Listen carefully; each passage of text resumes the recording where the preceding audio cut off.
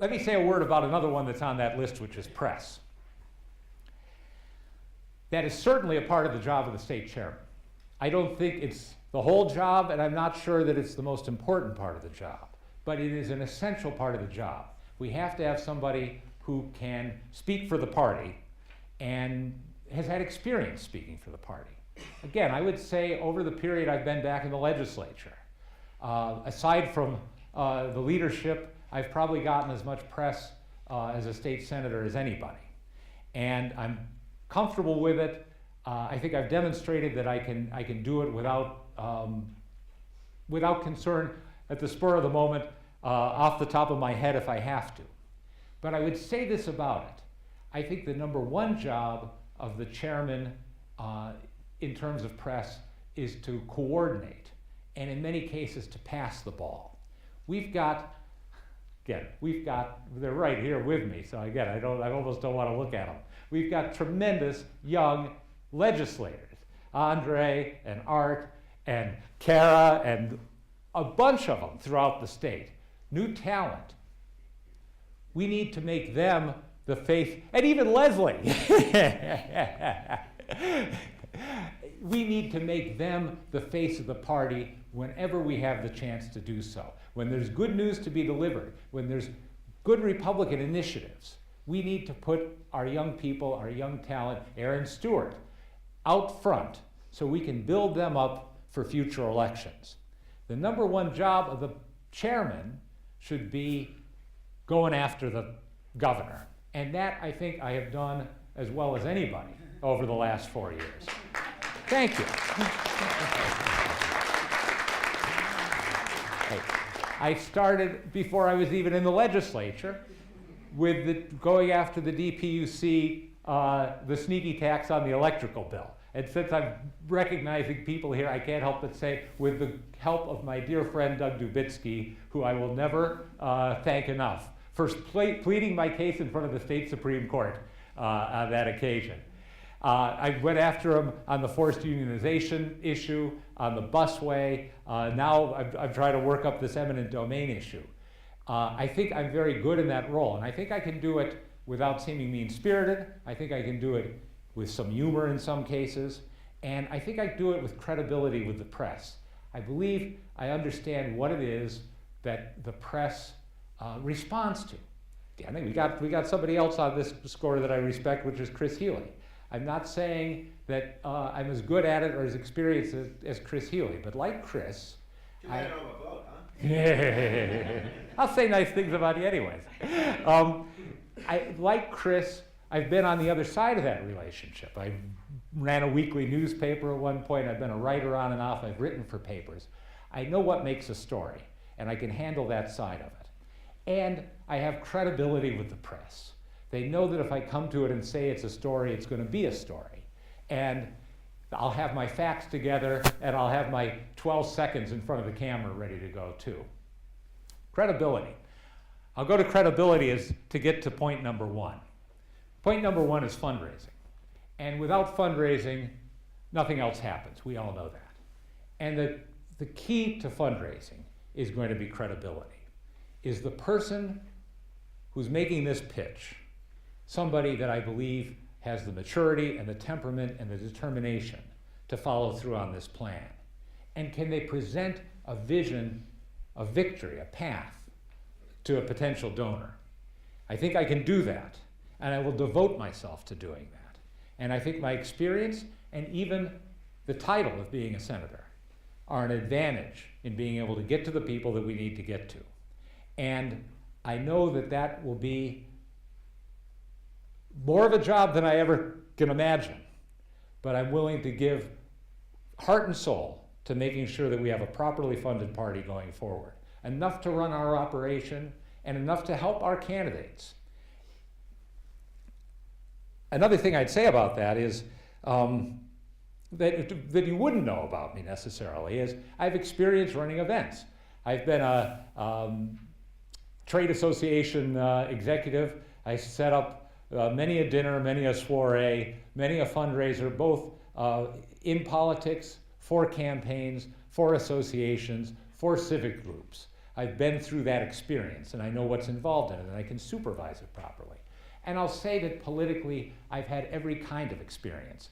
And not only as a state senator, but I think as a lot of you know, as a town chairman, as a grassroots organizer, actually directing a citizens organization back in the anti-income tax days, as an elected official at the municipal election, level.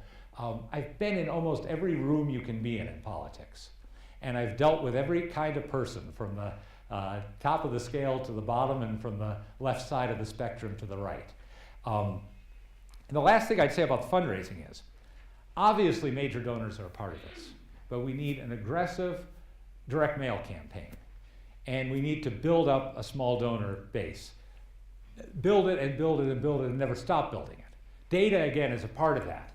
But coordinating the mail and the phone calls with the message is part of that. And that's something I've done very successfully, both in campaigns and in grassroots groups, which is to say, we're going out right now with a fundraising letter. What kind of press can we get right now so when the letter arrives, the stories in the newspaper or the candidates on the radio or the messages being reinforced? I would certainly coordinate that kind of an effort, and I think we can make it. When you're talking about a matter of percentages, you can do a lot to make it much more effective. Not on that list is one other thing I want to address, which is a term we hear a great deal in politics, which is being an honest broker. I have the advantage of, when we look forward to campaigns that are coming down the road, of being friends with everyone involved, but having no particular relationship with other candidates. My interest, like all of your interest, is in having the strongest candidate we possibly can. And in my opinion, that is determined by the process. The strongest candidate is the candidate that gets the nomination in the end. That's the person I want to support. And in the meantime, as chairman, I would not put my thumb on the scale. I think that what we need to be doing while that process plays out is everything we possibly can to strengthen the party as an organization. So whoever we nominate has the best machine behind them for victory. One of the problems every one of our statewide campaigns has had is having to create a field organization out of nothing. It's starting over again every time. The state party needs to be getting that field organization in place. How do you do that? In part, it comes back to Chuck Pine's job, data, which is the very kind of things that the Democrats are doing right now. Those kinds of House meetings are what I dream of seeing us doing, and it would not be difficult. We have hundreds of people in this state that would be willing to do it, and thousands of people that would be willing to attend. I know that, and that's how we build those teams district by district. We need to also think about getting back to our old congressional district organizations. I was at a dinner, as some of you were, at Grassroots East not a month ago, and it could not be more delightful than to go and see a room so big that I couldn't even find the people I was looking for. There must have been 400 people at that dinner, where Art gave a magnificent speech, I might say. And we should have that in the other 4 districts. We used to. We should be getting something that's starting to happen again, state senate districts, under the direction of the state central members, to pull together the town committees, both to strengthen the district organization, but also so that there's cross-fertilization between the parties, so that people know what's going on in other towns and can benefit from that advice. That's what the state chairman needs to be working on, not trying to figure out who the candidate is and manipulate events to that end. And I'll say, it can't be done anyways, so don't do it.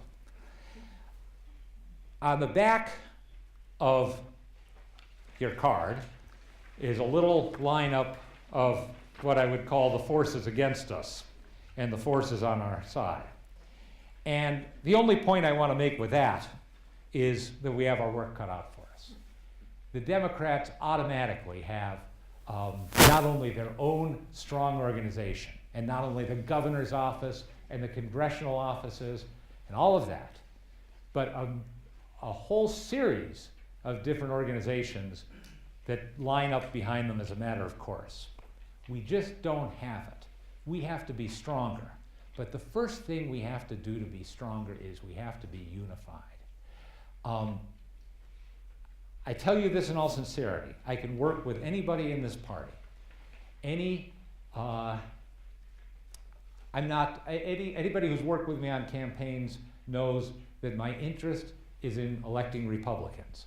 I'm not concerned with ideology. I'm not concerned with personalities. I'm concerned with registration. I need more Republicans with me up in Hartford. We need some Republicans representing us down in Washington. And above all, we got to build up to put a Republican in the governor's mansion 3 years from now.